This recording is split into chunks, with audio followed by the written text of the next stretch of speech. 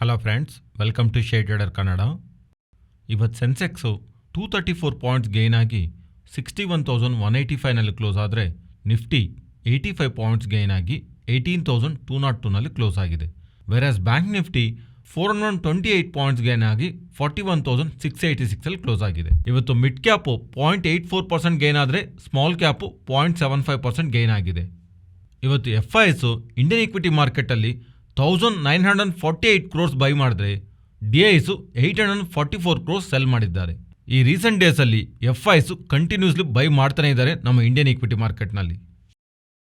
ಇವತ್ತಿನ ಮಾರ್ಕೆಟ್ ಒಂದು price activity complete ಆಗಿ ವಿ ಶೇಪ್ ಸ್ಟಾರ್ಟಿಂಗ್ ಓಪನಿಂಗ್ ಇಂದ ಸ್ಲೈಡ್ ಆಗ್ತಾ ಆಲ್ಮೋಸ್ಟ್ ಮಧ್ಯಾಹ್ನ 1:30ವರೆಗೂ ಡೌನ್ ಸೈಡ್ಗೆ ಮೂವ್ ಆಗ್ತಾ ಇರುವಂಥ ಮಾರ್ಕೆಟ್ ಅಲ್ಲಿಂದ ಸೆಕೆಂಡ್ ಹಾಫ್ ಅಲ್ಲಿ ಕಂಪ್ಲೀಟ್ ಆಗಿ ರಿವರ್ಸಲ್ ತಗೊಂತ ಒನ್ ಡೈರೆಕ್ಷನ್ ಅಲ್ಲಿ ಅಪ್ ಸೈಡ್ಗೆ ಮೂವ್ ಆಗಿದೆ.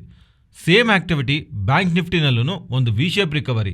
ಅಂಡ್ ನಾನು ನಿಮಗೆ ಪ್ರೀವಿಯಸ್ಲಿ ಮಲ್ಟಿಪಲ್ ಟೈಮ್ಸ್ ಹೇಳಿದ್ದೀನಿ, ಸೆಕೆಂಡ್ ಹಾಫ್ನಲ್ಲಿ ಮಾರ್ಕೆಟ್ನಲ್ಲಿ ಡೈರೆಕ್ಷನ್ ಮೂವ್ ಒಂದು ಸ್ಟ್ರಾಂಗ್ ಡೈರೆಕ್ಷನ್ ಮೂವ್ ಕಾಣಿಸ್ತಾ ಇದ್ರೆ ಅದರ ಹಿಂದೆ institutional flows means retailers R HNS ಅಲ್ಲದೆ ಇನ್ಸ್ಟಿಟ್ಯೂಷನಲ್ಸ್ ಲೈಕ್ FIS ಆದರೂ DIS ಆದರೂ ಒಂದು ಸೆಕೆಂಡ್ ಹಾಫ್ ಅಲ್ಲಿ ಬರ್ತಿರೋಂಥ ಫಂಡ್ಸ್ಗೆ ಅಂದ್ರೆ ಮೋಸ್ಟ್ಲಿ FIS ಒಂದು ಇನ್ಫ್ಲೋಸ್ ಇರೋದಕ್ಕೆ ಪಾಸಿಬಿಲಿಟಿ ಇದೆ. ಇವತ್ತು ನಾವು FIS ನಂಬರ್ಸ್ ನೋಡಿದ್ರೆ ನಮಗದು ಈಸಿಯಾಗಿ ಅರ್ಥನೇ ಆಗುತ್ತೆ. ರೀಸೆಂಟ್ ಟೈಮ್ಸ್ ಅಲ್ಲಿ FIS mostly Indian equity market related ಆಗಿ ತುಂಬಾ ಪಾಸಿಟಿವ್ ಆಗಿದ್ದಾರೆ. ಶಾರ್ಟ್ ಅಂಡ್ ಲಾಂಗ್ ಪೊಸಿಷನ್ ಅಲ್ಲಿ ದೊಡ್ಡ ಚೇಂಜಸ್ ಏನು ಬರ್ತಿಲ್ಲ, ಆದರೆ ಫಂಡಮೆಂಟಲ್ಸ್ ಫ್ಯಾಕ್ಟರ್ಸ್ ಮಾರ್ಕೆಟ್ಗೆ ಪಾಸಿಟಿವ್ ಆಗೇ ಇದೆ.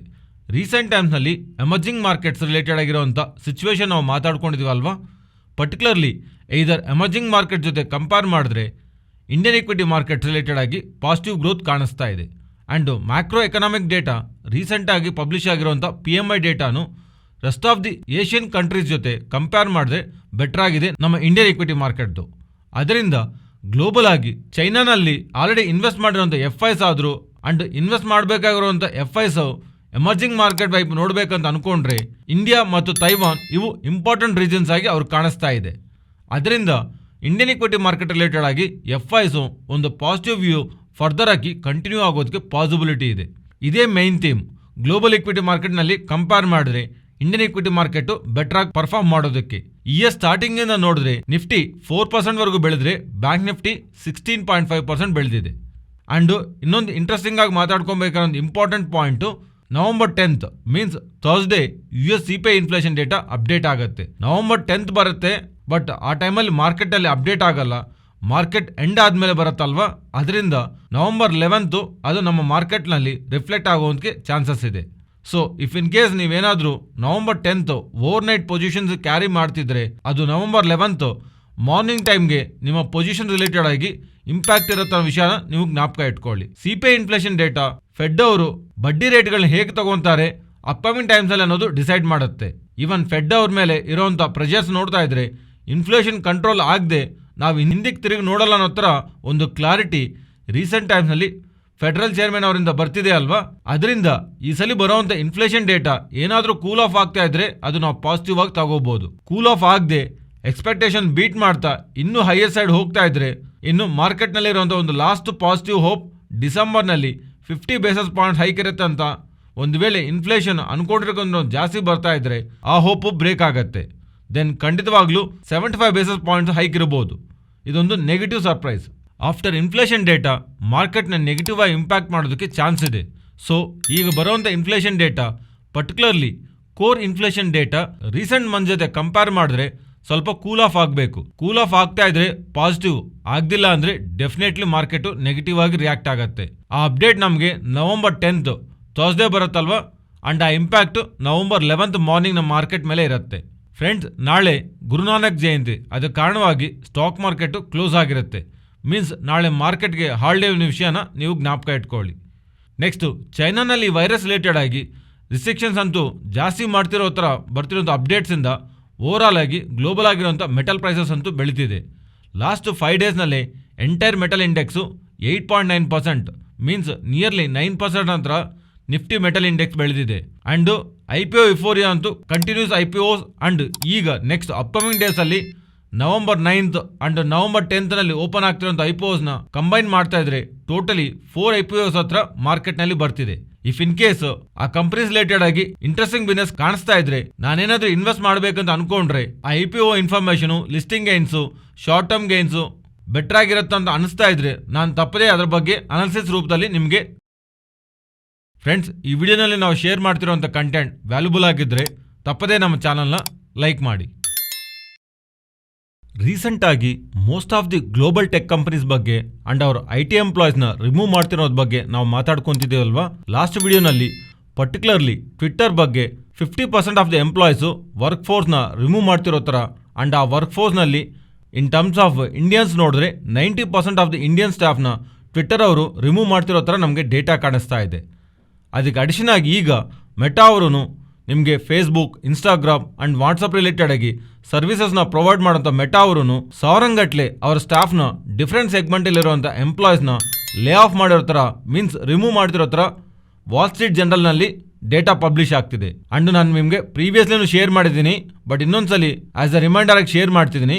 ನವೆಂಬರ್ನಲ್ಲಿ ಯಾವ್ಯಾವ ಡೇಟ್ಸಲ್ಲಿ ಪ್ರೀವಿಯಸ್ಲಿ ಲಿಸ್ಟ್ ಆಗಿರೋಂಥ IPOs ರಿಲೇಟೆಡ್ ಆಗಿ pre IPO lock in period complete ಆಗತ್ತಲ್ವಾ, ಆ ಡೇಟ್ಸ್ ನಾನು ನಿಮಗೆ ಸ್ಕ್ರೀನ್ ಮೇಲೆ ಶೇರ್ ಮಾಡ್ತಿದ್ದೀನಿ, ನೀವು ಗಮನಿಸಬಹುದು.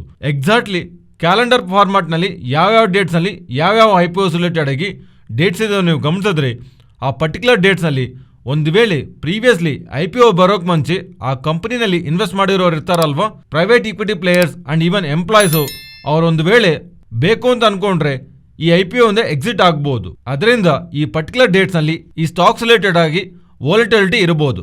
ಬಟ್ ಒಂದು ವಿಷಯ ಜ್ಞಾಪಕ ಇಟ್ಕೊಳ್ಳಿ, ಈ ಪರ್ಟಿಕ್ಯುಲರ್ ಡೇಟ್ಸ್ನಲ್ಲಿ ಸೆಲ್ಲಿಂಗ್ ಇರಬಹುದೇನಂತ ಬಿಗ್ ಪ್ಲೇಯರ್ಸು ಆಲ್ರೆಡಿ ಸೆಲ್ ಮಾಡ್ತಾರೇನೋ ಅಂತ ಮಾರ್ಕೆಟ್ನಲ್ಲಿ ಆಲ್ರೆಡಿ ಸೆಲ್ಲಿಂಗ್ ಪ್ರೆಷರ್ ಕಾಣಿಸಿದೆ.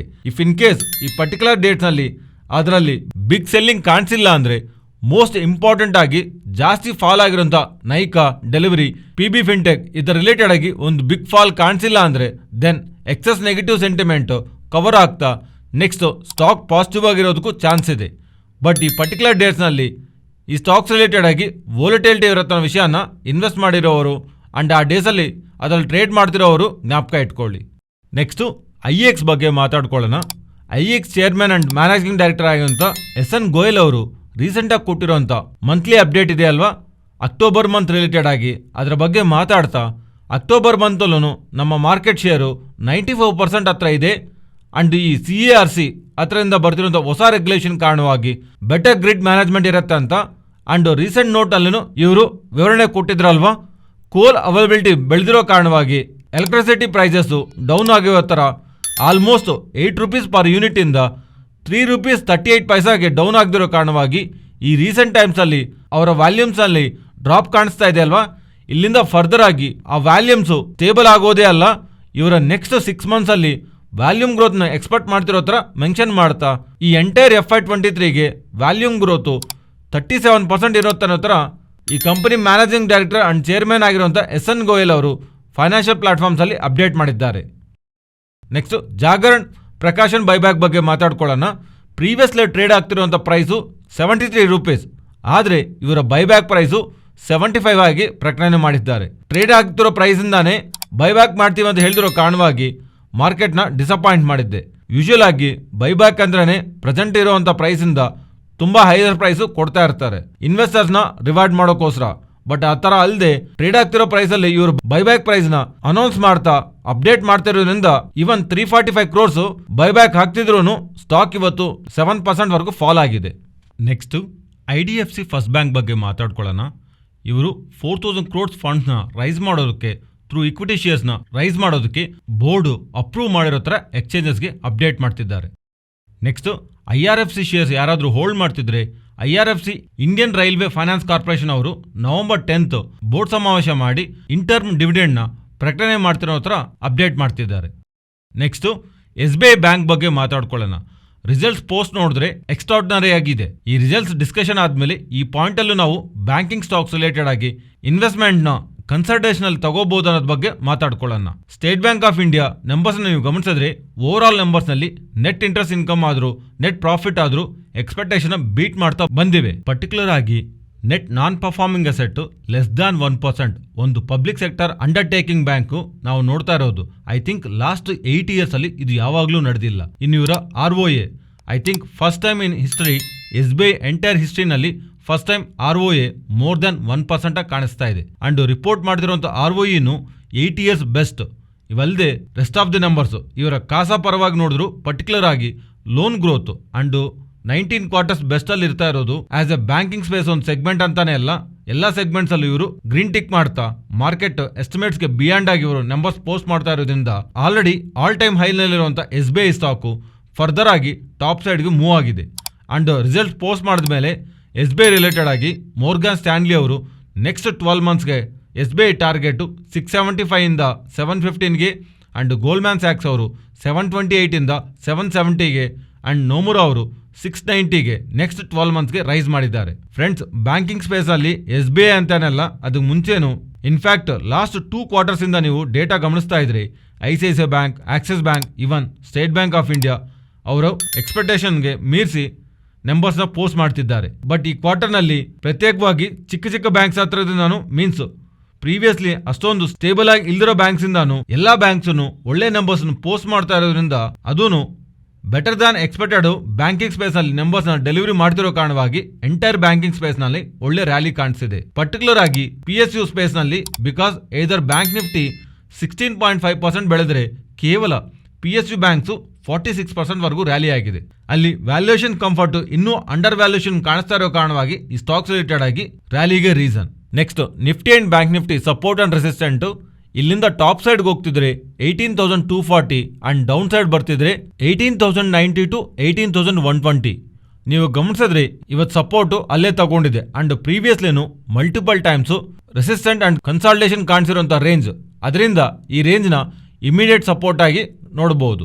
ಇದು ಬ್ರೇಕ್ ಆಗ್ತಾ ಇದ್ರೆ 18,020 ವರೆಗೂ ಗಮನಿಸಬಹುದು. ನೆಕ್ಸ್ಟ್ ಬ್ಯಾಂಕ್ ನಿಫ್ಟಿ ಸಪೋರ್ಟ್ 41,350, ಇಲ್ಲಿಂದ ಟಾಪ್ ಸೈಡ್ಗೆ ಮೂವ್ ಆಗ್ತಿದ್ರೆ 41,920 ಇಂಪಾರ್ಟೆಂಟ್ ಲೆವೆಲ್ಸ್ ಗಮನಿಸಬಹುದು. Next Nifty option chain data ನಾನು ಪ್ರೀವಿಯಸ್ಲಿ ಗಮನಿಸ್ತಾ ಇರೋಂಥ ಡೇಟಾನೇ 17,800 to 18,500. ಈ 700 ಪಾಯಿಂಟ್ ರೇಂಜ್ ಇದೇ ಸ್ಟಿಲ್ ಇಂಪಾರ್ಟೆಂಟ್ ರೇಂಜ್ ಆಗಿ ಗಮನಿಸಬಹುದು. ಇಲ್ಲ ನಾನು ಸ್ವಲ್ಪ ಹತ್ರದಲ್ಲಿ ನೋಡಬೇಕಂತ ಅನ್ಕೊಂಡ್ರೆ 18,000 to 18,300 ಈ 300 ಪಾಯಿಂಟ್ ರೇಂಜ್ ಅಲ್ಲಿ ಮಾರ್ಕೆಟ್ ಇರುತ್ತೆ ಅನ್ನೋ ತರ ಕಾಲ್ ಅಂಡ್ ಪುಟ್ ರೈಟರ್ಸ್ ಭಾವಿಸ್ತಾ ಇದ್ದಾರೆ. ಇಲ್ಲೇನೆ ಇಂಪಾರ್ಟೆಂಟ್ OI ಡೇಟಾನು ಬಿಲ್ಡ್ ಆಗ್ತಿದೆ. But for the safe side 17,800 to 18,500 broad and extended range ನಾವು ಗಮನಿಸಬಹುದು. ಇದು ಫ್ರೆಂಡ್ಸ್ ಇವತ್ತಿನ ವಿಡಿಯೋ. ಈ ವಿಡಿಯೋನಲ್ಲಿ ನಾವು ಶೇರ್ ಮಾಡಿರೋಂಥ ಕಂಟೆಂಟ್ ವ್ಯಾಲ್ಯೂಬಲ್ ಆಗಿದ್ರೆ ತಪ್ಪದೇ ನಮ್ಮ ಚಾನಲ್ನ ಸಬ್ಸ್ಕ್ರೈಬ್ ಆಗಿ ಆ್ಯಂಡ್ ಬೆಲ್ ಐಕಾನ್ ಕ್ಲಿಕ್ ಮಾಡಿ ಆಲ್ ನೋಟಿಫಿಕೇಶನ್ಸ್ ಆಕ್ಟಿವೇಟ್ ಮಾಡಿಕೊಳ್ಳಿ. ಈ ಡೇಟಾ ನಿಮ್ಮ ಫ್ರೆಂಡ್ಸ್ ಆ್ಯಂಡ್ ಫ್ಯಾಮಿಲಿ ಮೆಂಬರ್ಸ್ಗೆ ಯೂಸ್ ಆಗುತ್ತಂದರೆ ತಪ್ಪದೇ ಶೇರ್ ಮಾಡಿ. Thank you.